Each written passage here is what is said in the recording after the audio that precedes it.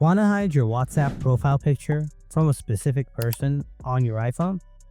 This setting will give you more control over your privacy. In this video, I'll show you how to hide your profile picture from specific contacts. Let's get started. First, open up the WhatsApp. Then tap on the settings from the bottom right corner. After that, tap Privacy.